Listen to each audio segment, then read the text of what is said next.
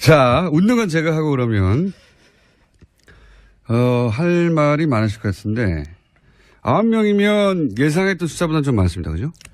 저는 한 7명 정도로 막을 수 있지 않을까 생각했는데, 막판에 한 2분 더. 막판에 2분 합류하신 분은 누군가요?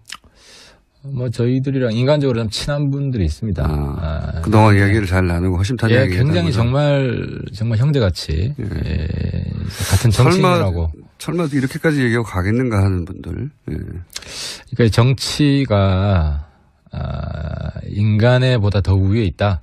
그런데 그건 또 사실 뭐 맞는 이야기긴 하죠. 공적인 게 사적인 것보다 우위에 있어야 되는데 뭐 이게 공적인 거라기보다는 이번에 보니까 아무튼 보수가 마음은 갈대고 몸은 철새다. 마음은 갈대고 몸은 철새다. 예. 자, 여러 가지 할 얘기가 있으실 것 같긴 한데 그중에서 일단 이 탈당을 사실상 이끈 분이 김무성 전 대표 아닙니까? 그러게 이번에 김무성 대표 별명이 좀 바뀌었더라고요. 원래 무대였잖아요. 무성대장. 예. 그래서 무대에서 무쫄로. 예. 그 별명은 이전부터 있었잖아요. 최근에 제가 확인했습니다. 김무성 전 대표는 다른 사람 몰라도 뭐 여러 가지 명분을 내세웠습니다. 뭐 문재인 정부가 너무 잘못하기 때문에 막아야 되고 등등등등. 근데 김무성 대표는 보도되기로는 그리고 저도 그냥 그 정도로 알고 있는데 보도된 대로 유승민 의원이 새누리당을 탈당을 마지막까지 하지 않고 본인은 여기 남아서 역을 바꿔보겠다라고 하던 분을 사실은 최종적으로 끌고 나온 분 아닙니까? 실제로 당시에 이제 친박들을 향해 역사의 간신들이라고 정말 직설적으로 비난을 했죠. 예. 그리고 근데 이제 최근엔 또 뭐 서로 바퀴벌레라고 막 욕하고 있고. 근데 이제 본인이 이 간신배들한테 굴욕을 한 거죠. 대굴욕을 하신 거고. 근데 아무튼 본인은 굉장히 현실적인 합리주의자라고 생각하고 있기 때문에 과거 한신의 고사 있잖아요. 가랭이 밑으로 기어 들어갈 상황이 되면 기어 들어갈 수 있다. 이런 판단을 하신 것 같아요. 그래서 아마 김무성 대표는 들어가더라도 뭐 친박 청산 이런 게 아니라 친박들하고 대타협하는 거죠. 사실 이제 거의 묵계를 이미 하고 왜냐하면 뭐 들어가서도 친박 청산 내가 앞장서겠다 하면 그 안에 있는 친박들이 김무성 들어오지 마 할 거 아니에요. 근데 지금 뭐 친박들 그 대표 되시는 분은 아무 말도 안 하잖아요. 김무성 대표 들어오는 것에 대해서 그 밑에 이제 조금 이제 쫄병급 되는 분이 뭐 이제 뭐라고 사과해야 된다. 이런 제스처에 불과하다는 거죠. 그렇죠. 예. 아니 그러니까 그건 그건데 제 말은 사실상 끌고 나온 당사자고 그리고 안 나온다고 하는 유승민 의원조차 마지막까지 끌고 나온 당사자로서 그렇게 해서 이제 보수를 새로 만들어 보자고 막 얘기하다가 이제 거꾸로 제일 먼저 또 끌고 들어간단 말이죠. 유승민 자신이 끌고 나온 유승민 의원은 이제 나온 이상 우리가 세기를 가보자 어렵더라도 계속 주장하고 있는데 김무성 의원 본인은 적어도 그러면 뭐 여러 가지 명분상 좋아 너희들은 가라. 하지만 나는 최소한 유승민을 설득할 때까지는 남아야 되겠다. 뭐 이 정도 모습 보여줘야 되는 거 아닙니까? 제가 그 자리에서 김무성 대표 계속 비난하기보다는 저는 그렇게 구질구질하게 정치 안 하겠다. 구질구질하다는 거죠. 제목 나왔는데 김무성 구질구질. 안 웃는다면서 웃고 계십니까? 슬프시다면서? 예. 아니 그 배신감도 있는 거죠. 그런 종류의.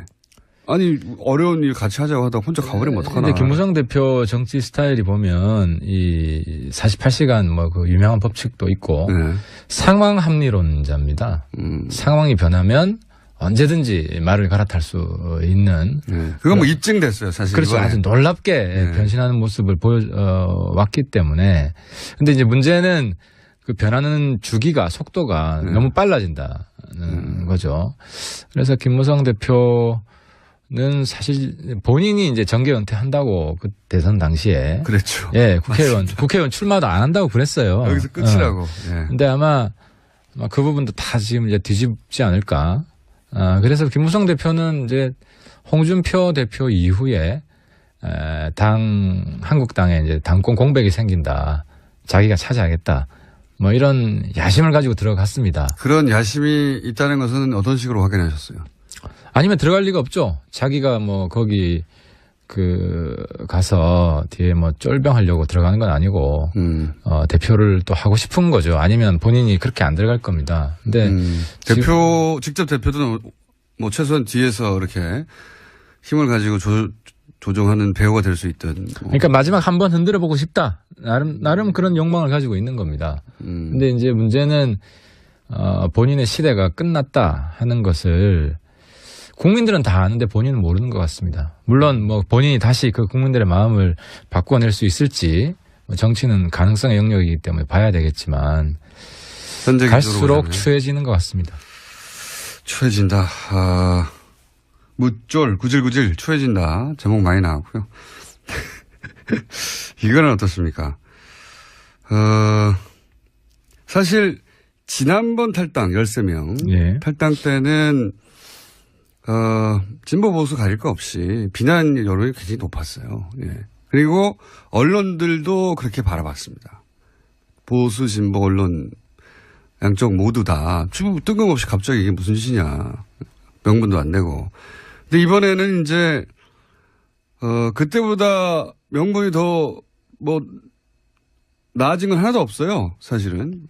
박근혜 전 대통령 출당 가지고 이제 이것이 뭐 대단한 일인 것처럼 해서 가긴 했는데 근데 그 전에 이 소위 탈당파들이 요구했던 것에서는 턱없이 부족하잖아요. 예. 박근혜 전 대통령 출당 하나 가지고 될 리가 없다라고 말하던 분들인데 그렇게 가면 사실은 언론이 딱 짚어서 이거 명분이 안 되고 지난번 말과 다르지 않냐라고 지적해 줘야 되는데 보수 언론은 지금은 명분이 되는 것처럼 만들어주고 있거든요. 그것도 사실 그래서 맞습니다. 과거에도 대통령 탈당 사례가 여럿 있었죠. 예, 뭐 많습니다. OS나 DJ 같은 경우도 탈당을 했고. 정권 말 되면 이제 나가라 하니까. 그렇죠. 예. 그리고 이번에는 완전 뒷북이잖아요. 예. 이미 했어야 되는 탈당인데 이제서야 했고. 작년에 했어야 되는 거죠. 그렇죠. 한다면. 예, 이미 근데 이제 문제는 뭐 그걸 뭐 탈당 시켰다고 해서 비난할 건 아니지만 그것이 뭐 의미가 없는 것인데도 의미 부여를 하는 데 있어서 보수 언론이 그나마 도와주고 있는 부분이 있고 그리고 이번에 탈당하시는 분들도 적어도 서최는 출당을 시켜야 된다. 그렇게 주장하던 분들이죠.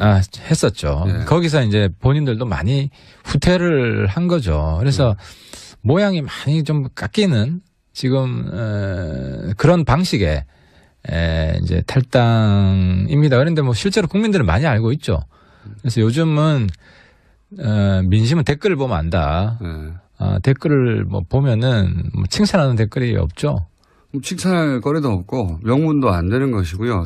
전직 대통령들 뭐 김영삼, 김대중 노무현 전 대통령들 정권 말 되면 정권의 인기가 떨어지니까 당이 부담이 돼서 탈당하라고 요구하고 실제로 다들 탈당했죠. 현직일 때 살아있는 현직 대통령 뭐 말기를 하더라도 현직 대통령일 때 탈당해도 아무 일도 안 일어나잖아요. 아무 일도 안 일어나는데 지금은 뭐 탄핵되고 수감된 전직 대통령이 탈당하는 게 뭐고 대단한 거라고 이렇게. 근데 이제 중요한 거는 서청원 최경환 출당은 포기했다는 거죠. 사실상 포기했어요. 실제로 서청원 대표가 뭐 녹취록 깐다 그러니까 확 쫄아가지고 이제 홍준표 대표가 그럼 출당 문제는 정우택 대표가 알아서 하세요. 그건 원내 의총을 해야 되니까. 한번 뺀 거죠. 예, 그러니까 정우택 대표가 뭐라 그랬냐면 바른정당 사람들 받기 위해서 우리 당 사람들 내쫓는 건 못한다. 끝난 거예요. 이미 공식 선언했어요. 그러니까 홍준표 대표가 정우택 대표한테 하세요라고 말하기 전에 이미 이야기를 했는데 다시 정우택 대표한테 맡긴 걸 보면 이미 끝난 거고 그러니까 이제 서청원 대표가 역공을 홍준표 출당시키겠다. 뭐 이렇게 역공을. 자신을 좀 얻은 거죠. 그렇죠. 그러니까 그러니까 탈당해가지고 바른정당 9명이 들어간 것과는 별개로 홍준표 대표 체제가 안정적으로 갈 수 있느냐의 문제도 또 남아있는데. 남아있습니다. 그건 제가 볼 때는 안철수 대표가 지금 해야 될 일이 이용주 의원이 그랬잖아요. 자료를 홍준표 대표에 대한 객관적 자료를 우리 당이 가지고 있다. 저는 본인은 안 가지고 있고 당에 누군가가 가지고 있다 이렇게 이해를 그걸 했는데. 뭐 봤다는 식으로 이제 뭐. 그죠. 예. 아니 그럼 당 대표잖아요. 예. 당 안에 있다는 거 아닙니까? 그럼 예. 당 대표가 그러니까 이번에 안철수 대표가 국민의당 대표가 맞는지 아닌지 예. 확인할 수 있는 거예요.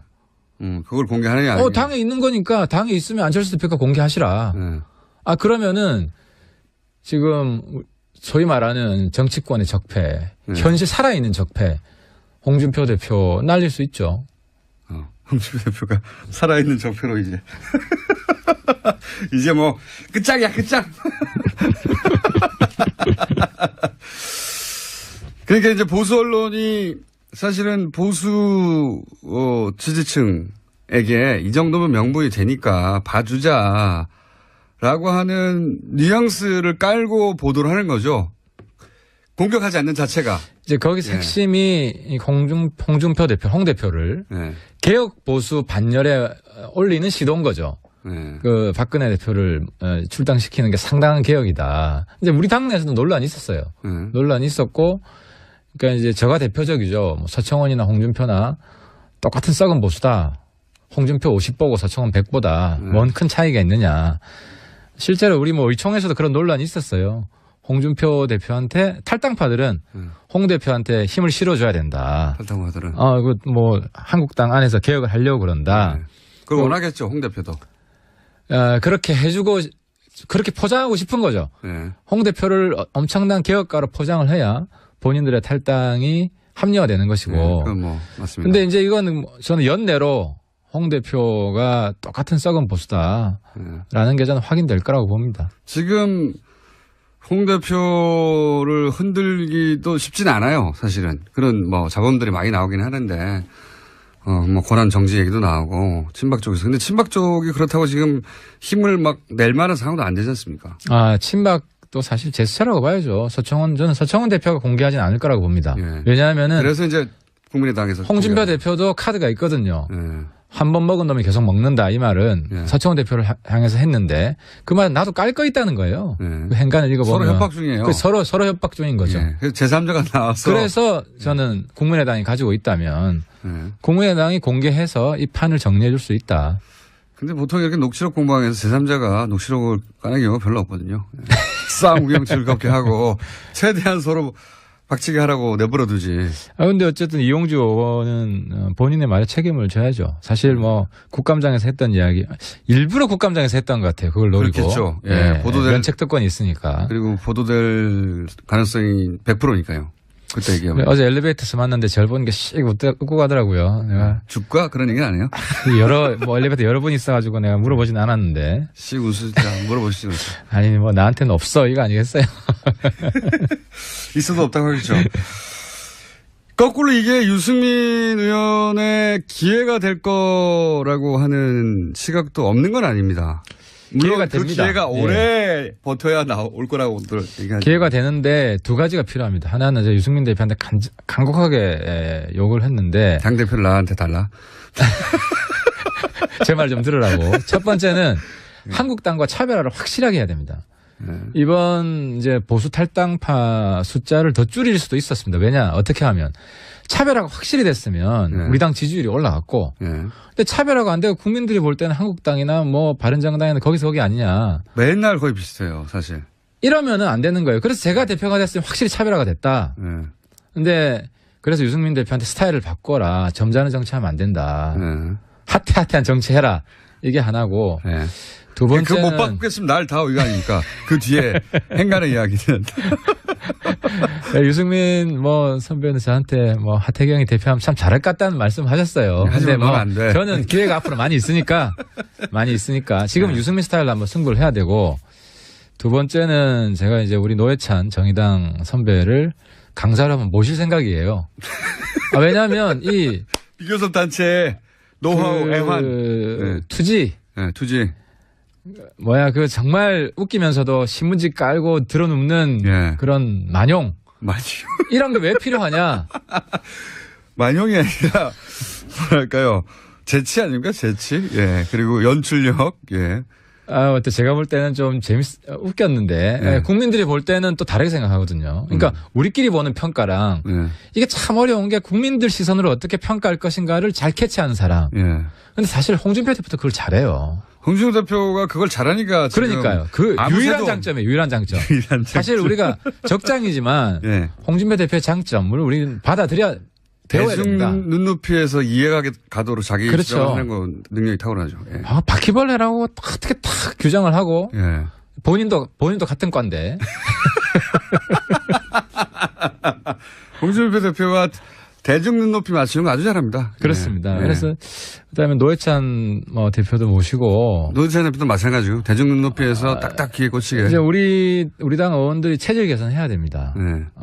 하태경만 나와서 떠들면 안 되고 다 노회찬, 하태경처럼 바뀌어야 됩니다. 저는 사실 정의당 스타일이죠. 바른정당에 있지만 탈당 선언입니까 이거? 정의당과 교섭단체는 쉽지 않습니다만 아무튼 그 투지를 배워야 됩니다. 광야에서 살아남는 법을 배워야 됩니다. 그거 절실하다고 봅니다. 이정미 대표가 안 그래도 2부에 나오셨다 갔는데 비교섭단체는 유령 취급을 갖는다. 그게 이제 견디기 힘들 것이다. 와서 강의 좀 받으라. 그 얘기 안 그래도 하긴 했습니다. 우린 매일 정릉원 가야죠. 이제 기자분들이 왔는데 이제는 우리가 기자분들 찾아가면 돼요. 맞습니다. 그런 자세의 변화가 있으면 바른정당 회생할 수 있다고 봅니다. 지금 11명인데 그 11명 중에도 또 추가 탈당 있지 않겠습니까? 사실 우리 이 20명 의원이 인간적으로 굉장히 끈끈했습니다. 그렇겠죠. 힘든 시간을 같이 버텨왔고 그래서 이제 마지막까지도 제가 정말 막 마음이 아팠던 게 전당대회 연기 좀 하자. 그러면 한 달이라도 안 나간다고 하지 않느냐. 그럼 먼저 나갔겠죠. 그래서 그분들이 몇 분 계셨어요. 계셨는데 제가 막 눈물을 머금고 한 달 연기하게 되면 탈당하는 시점은 미룰 수 있겠지만 우리 당에 영원히 죽는다. 국민 앞에 같이 한 약속인데 아무런 명분이 없지 않냐. 연기할 명분이.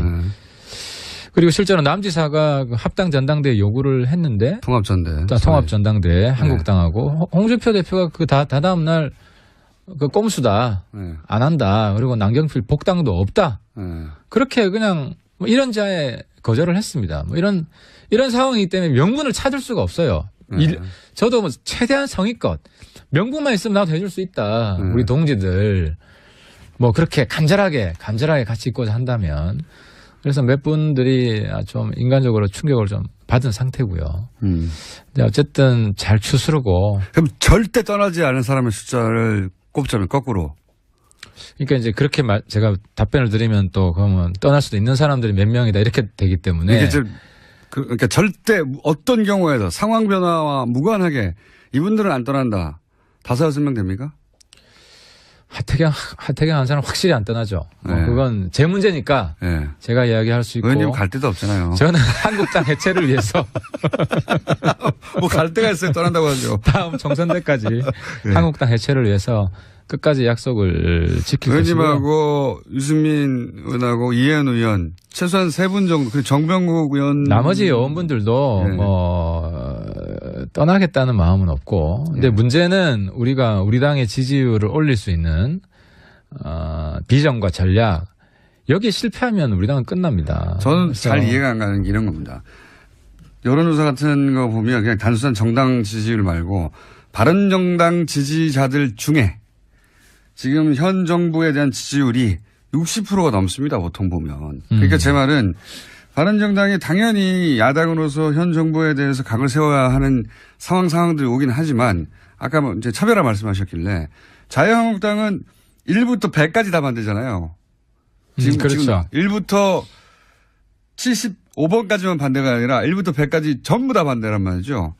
근데 바른정당은 그렇지 않은 점이 있었을 수는 있으나 안 보였기 때문에 똑같이 1부터 100까지 반대하는 거거든요. 그러니까 하태가 한 이야기 중에 대부분이 한국당과 차별화되는 이야기입니다. 예를 들어 빨갱이 장사하면 안 된다. 어젠가요? 어제도 누구야? 전희경 의원이 임종석 실장한테 한마디 했더라고요. 아직도 빨갱이. 내가 그걸 딱 보면서 김진태 긴장하겠네. 안 웃는다면서 웃고 계십니까? 슬프시다면서? 예. 아니, 그 배신감도 있는 거죠. 그런 종류의. 아니, 어려운 일 같이 하자고 하다가 혼자 가버리면 어떡하나. 근데 김무성 대표 정치 스타일이 보면 이 48시간 뭐 그 유명한 법칙도 있고 상황 합리론자입니다. 상황이 변하면 언제든지 말을 갈아탈 수 있는. 그건 뭐 입증됐어요, 사실. 그렇죠. 이번에. 아주 놀랍게 변신하는 모습을 왔기 때문에. 근데 이제 문제는 그 변하는 주기가, 속도가 너무 빨라진다는 거죠. 그래서 김무성 대표는 사실 본인이 이제 정계 은퇴한다고 그 대선 당시에. 그랬죠. 예, 국회의원 출마도 안 한다고 그랬어요. 여기서 끝이라고. 예. 근데 아마 그 부분도 다 지금 이제 뒤집지 않을까. 그래서 김무성 대표는 이제 홍준표 대표 이후에 한국당에 이제 당권 공백이 생긴다. 자기가 차지하겠다.